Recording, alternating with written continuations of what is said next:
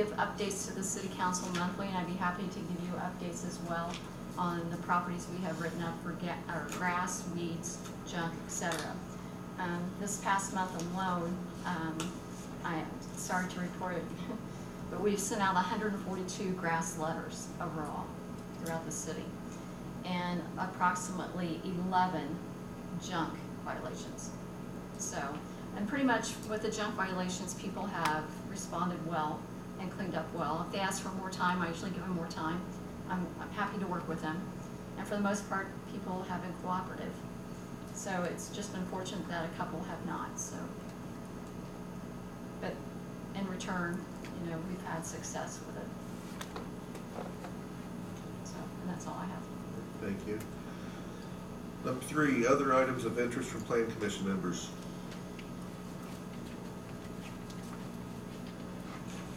Okay. Yeah, I have Yes. a member too.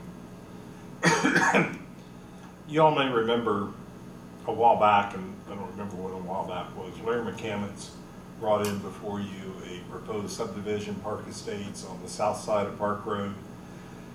That piece of property, while it is within the city, the property to the west, I believe owned by the Millers, is in unincorporated Decatur County, and the property to the east that is owned by Don Barnes is in unincorporated Decatur County. There were 5 new lots created at that subdivision, and I confess that before that came before you all, I didn't check to see what available addresses were in there. After the subdivision was approved, we started assigning addresses and eventually realized that there were 5 lots but only 4 available house numbers. And the only way to find a 5th address was to change one of the addresses that was in unincorporated Decatur County. So I had spoken with the Area Plan Commission Director, Krista Duvall, and after we discussed it, she decided that the property on the west would have a new address assigned to it. And then we had enough numbers to take care of the 5 lots created for Park Estates. Unfortunately, that property owner was pretty disappointed to have a new address. I heard from the property owner, I heard from one of the county commissioners who the property owner had contacted. At the end of the day, there just simply were not enough numbers. Probably should have known that before the plat was approved. However, I don't know that it would have influenced your final decision about approving the plat or not. I don't have a good situation should this occur in the future.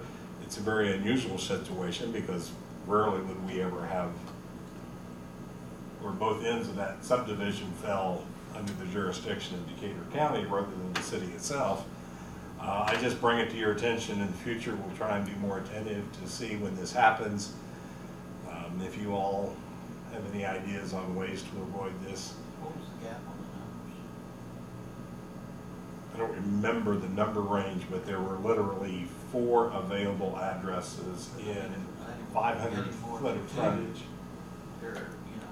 What I actually did was looked across the street at Winchester Park, and there were plenty of numbers there.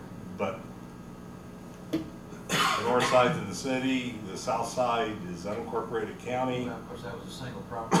It was a single property originally, but when those numbers were assigned way back when 911 occurred, apparently nobody gave thought to the potential for subdivision because there just weren't enough numbers on the south side through there.